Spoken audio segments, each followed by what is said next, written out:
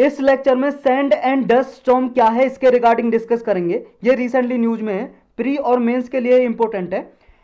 देखो सैंड और dust storm वैसे तो कुछ भी नहीं है, बस इतना है कि जो धूल तूफान के साथ हवा के साथ उड़ती है उसी को बोलते हैं सैंड और या डस्ट स्टॉर्म। सैंड का मतलब मिट्टी होती है, कुछ इस तरह से देखो इस वीडियो में देख सकते हो। ये बहुत बड़ी मात्रा में धूल उड़ती है, लेकिन इसके बहुत ज़्यादा नेगेटिव इफेक्ट होते हैं, मतलब बुरे प्रभाव होते हैं, इम्पैक्ट करती है, प्रभावित डालती है लोगों को। लेकिन इसके कुछ बुरे प्रभाव के साथ साथ कुछ बेनिफिट भी हैं इसके फायदे, क्योंकि यूपीएससी भाई साहब ऐसे पूछ रही थी स्टेटमेंट में, कुछ नेगेटिव इफेक्ट दे देगी और साथ में एक पॉजिटिव यानी कि बेनिफिट, तो फिर कन्फ्यूजन हो जाता है। तो इसलिए इसको पढ़ना इंपॉर्टेंट हो जाता है, और ये मेंस के लिए तो इंपॉर्टेंट है ही।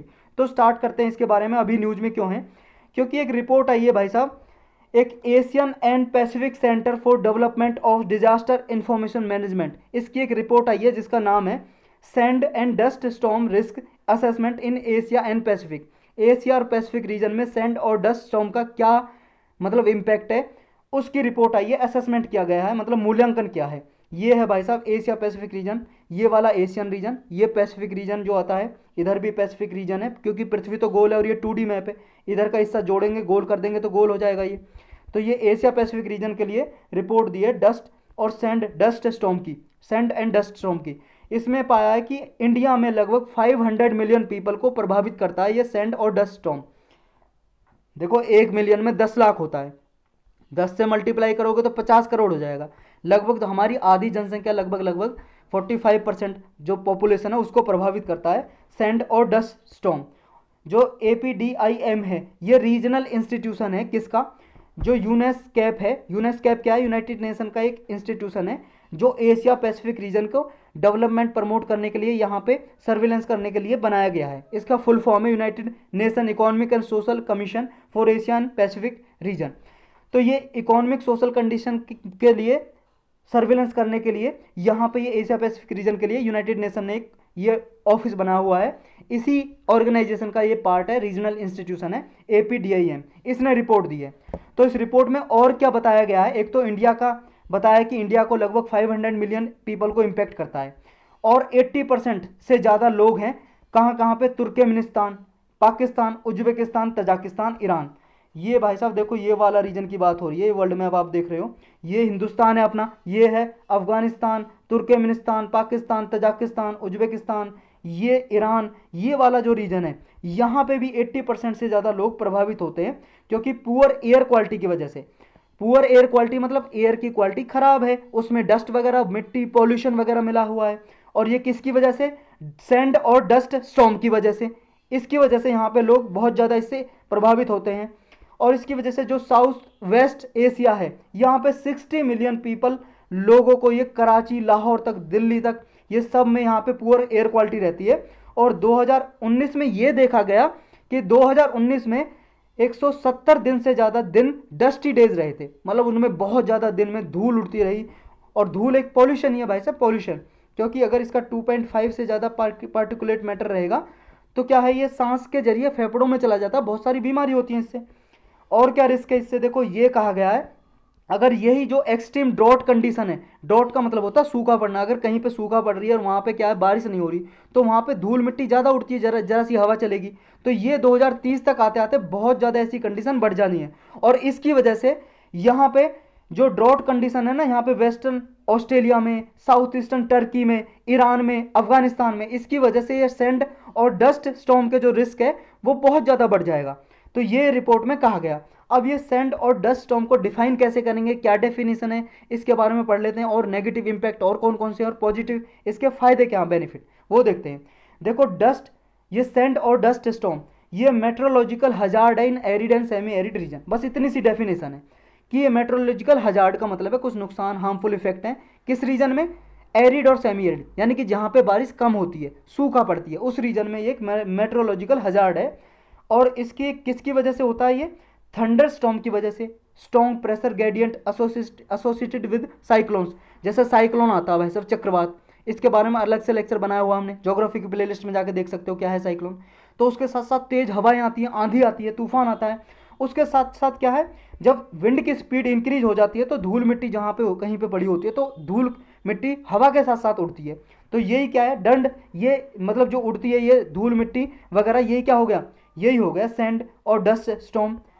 तो ये स्ट्रॉन्ग विंड के साथ साथ स्ट्रॉन्ग विंड क्या करती है, जो धूल मिट्टी होती है सैंड और डस्ट, इसको उठा लेती है मिट्टी से और अपने साथ साथ ले जाती है, एटमॉस्फेयर में घूमता रहता है और 100 से लेकर 1000 किलोमीटर तक ये दूर तक लेके चली जाती है हवा के साथ साथ मिट्टी को। और कम से कम ये जैसे मान लो 40% एरोसोल जो एटमॉस्फेयर में है वो टॉपोस्फेयर तक चले जाते हैं। टॉपोस्फेयर आप सबको पता है, ये अर्थ है, अर्थ से ऊपर जो पहली लेयर है एटमॉस्फेयर की वो ट्रोपोस्फेयर है, फिर स्ट्रेटोस्फेयर, फिर मीजोस्फेयर और फिर थर्मोस्फेयर या आयोनोस्फेयर भी बोलते हैं या फिर एक्जोस्फेयर बोल लो। जो टॉपोस्फेयर है लगभग 15 किलोमीटर ऊंचाई तक भी ये डस्ट स्टॉर्म चले जाते हैं, क्योंकि किसकी वजह से, विंड की वजह से। विंड की वजह से इरोजन होता है, डस्ट पार्टिकल चले जाते हैं। ये नॉर्दर्न अफ्रीका, अरेबियन पेनिनसुला और सेंट्रल एशिया, चाइना, यहाँ पे देखो ये चाइना, सेंट्रल एशिया वाला ये रीजन, और ये है आपका अरेबियन पेनिनसुला, यहाँ पे ये है आपका सऊदी अरबिया, इस वाले रीजन में भी यहाँ पे बहुत ज़्यादा डस्ट स्टॉर्म देखने को मिलते हैं और प्रभावित करते हैं इस वाले रीजन को भी। और एक बार मान लो ये सरफेस पे रिलीज हो जाता है डस्ट स्टॉर्म, तो फिर क्या है, जैसे ही मान लो धूल मिट्टी उड़ रही है हवा के साथ, फिर ये क्या है, मिक्स हो जाता है और हवा के साथ, और फिर जो कन्वेक्टिव अपड्राफ्ट होता है, कन्वेक्टिव का मतलब कुछ विंड ऐसी होती है ना ऊपर जा रही होती है, उसे बोलते हैं एयर, कन्वेक्टिव एयर ऊपर जारी होती है अर्थ से, तो उसके साथ ये फिर ऊपर ट्रोपोस्फेयर में ऊपर भी चला जाता है और ऊपर जाएगा। फिर मान लो ऊपर जो विंड चल रही है वेस्टर्ली विंड स्ट्रीम या जिसको जेट स्ट्रीम बोलते हैं, जो क्या है अर्थ से ऊपर जो टॉपोस्फेयर है, ये टॉपोस्फेयर लेयर है लगभग 15 किलोमीटर तक, और इस ऊंचाई पे क्या है, जेट स्ट्रीम चल रही है, वो भी विंड ही है बस ऊपर चल रही है यहाँ पे विंड, उसको जेट स्ट्रीम बोल देते हैं, जेट स्ट्रीम। तो जेट स्ट्रीम जो चल रही है इसके साथ साथ ये 1000 किलोमीटर तक दूसरे नेशन में चली जाती है। जैसे मान लो यहाँ इंडिया पे ये कन्वेक्टिव लेयर के साथ ऊपर गई, फिर यहाँ पे ऊपर विंड चल रही है जेट स्ट्रीम, इसके साथ आसपास के रीजन में ये फैल जाती है डस्ट स्टॉर्म, ऊपर फैल जाती है, तो ये और सारे रीजन को भी प्रभावित करती है। तो इससे क्या क्या इंपैक्ट होते हैं, इन्वायरमेंटल इंपैक्ट, ये देख लेते हैं कि इन्वायरमेंट को, पर्यावरण में क्या प्रभाव डालता है ये। देखो इसके ट्रांस बाउंड्री मेट्रोलॉजिकल हजार्ड होते हैं भाई साहब, ये नुकसान पहुंचाती है और ये एग्रीकल्चर को भी अफेक्ट करती है। कृषि को कैसे अफेक्ट करती है ये, देखो कृषि को इस तरह से करती है अफेक्ट, मान लो ये यहाँ पे ये धूल मिट्टी उड़ रही है, उड़ के चली जाएगी कहीं दूसरे में, और धूल मिट्टी में क्या है, साल्ट होते हैं, साल्ट कंटेक्ट, ये साल्ट कंटेक्ट ज़्यादा होते हैं, मतलब नमक वगैरह मिला होता है, और ये नमक जैसी मान लो प्लांट वगैरह पे आसपास जम जाएगा तो फिर प्लांट को उगने नहीं देता, ग्रोथ इतने अच्छे से नहीं हो पाती है, तो इस वजह से ये एग्रीकल्चर को अफेक्ट करते हैं। एनर्जी को, इन्वायरमेंट को करते हैं, इन्वायरमेंट में पॉल्यूशन फैलाते हैं।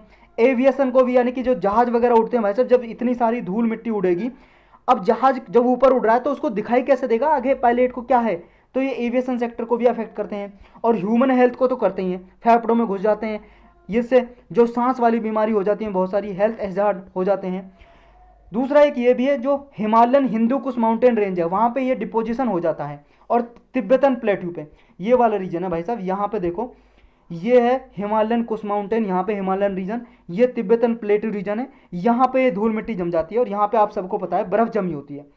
तो ये लगभग यहाँ पे जमने के बाद ना एशिया में फ्रेश वाटर पे जम जाती है, क्योंकि यहाँ से ताज़ा पानी आता है, नदियों में आता है, गंगा में, ब्रह्मपुत्रा में, इंडस में, और ये ताज़ा पानी को अफेक्ट करती है, लगभग 1.3 बिलियन पीपल को एशिया में अफेक्ट करती है इस तरह से, क्योंकि पानी को दूषित कर देती, गंदा कर देगी ये धूल।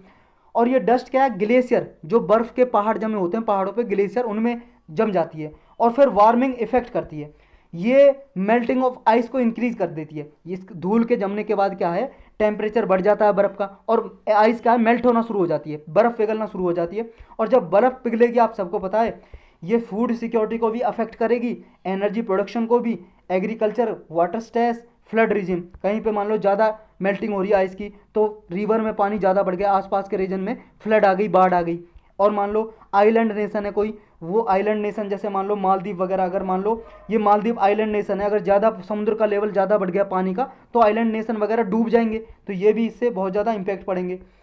अब देखो सैंड और डस्ट स्टॉर्म की वजह से देखो जो 17 यूनाइटेड नेशन हैं उनमें से 17 यूनाइटेड नेशन के गोल हैं सस्टेनेबल डेवलपमेंट गोल। आप सबको पता है 2015 में ऐसे 17 गोल रखे गए जो 2030 तक अडॉप्ट करने हैं यूनाइटेड नेशन मेंबर को।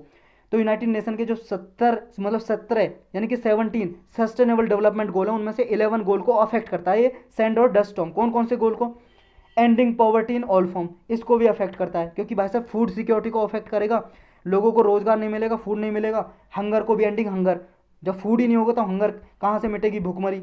नेक्स्ट है गुड हेल्थ वेलबींग, इसको भी अफेक्ट करता है, ये जान लिया हमने। इसके हार्मफुल इम्पैक्ट है हेल्थ पे। सेव वाटर सैनिटेशन, इस गोल को अचीव करने में बाधा डालता है ये सैंड एंड डस्ट स्टॉर्म।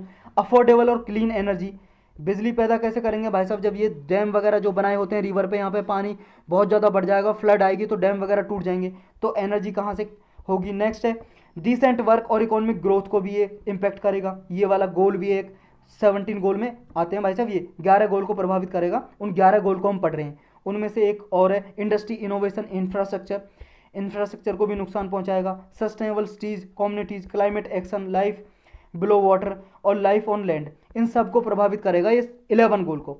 और इसके देखो इम्पैक्ट करता है नेगेटिव, हमने इफेक्ट पढ़ लिए। इसके साथ साथ देखो इसके कुछ पॉजिटिव गोल भी हैं, मतलब पॉजिटिव भी मतलब इफेक्ट हैं, यानी कि इसके फायदे भी हैं। क्या क्या फायदे हैं देखो, जैसे ये डस्ट और सैंड स्टॉर्म आता है, धूल मिट्टी उड़ती है, धूल के साथ साथ ये क्या है, कुछ न्यूट्रिएंट वगैरह भी कहीं वेजिटेशन के पास डिपॉजिट हो जाते हैं। जैसे मान लो डस्ट पार्टिकल के साथ साथ आयरन गया, आयरन, और आयरन पता है आपको ये ओशन में चला गया, ओशन के कुछ पार्ट में, और ये जो एक्वाटिक एनिमल वगैरह होते हैं उनको आयरन चाहिए होता है।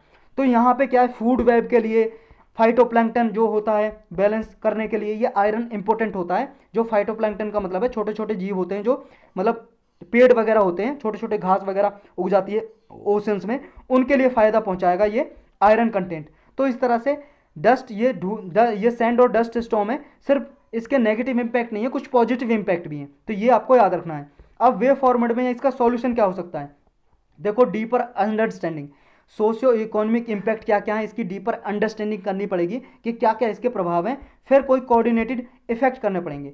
मतलब देखो अर्ली वार्निंग सिस्टम होना चाहिए और कोऑर्डिनेटेड मॉनिटरिंग, मतलब कि सभी देश को जो भी इंपैक्ट होते हैं आसपास आना पड़ेगा, उन्हें मॉनिटरिंग करनी पड़ेगी। और अर्ली वार्निंग सिस्टम कि जैसे मान लो डस्ट स्टॉर्म आने वाला है, सैंड डस्ट स्टॉर्म आने वाला है, तो पहले से वार्निंग चेतावनी दे दी जाए लोगों को, तो ये कुछ सिस्टम करना पड़ेगा। और इसे मिटिगेट करने के लिए भी कोऑर्डिनेटेड एक्शन लेने की ज़रूरत है, यानी कि इकट्ठा आके सहयोग करके कंट्रीज़ को कुछ इफर्ट लेने की ज़रूरत है, तभी जाके इससे निपटा जा सकता है। तो यही था इस लेक्चर में।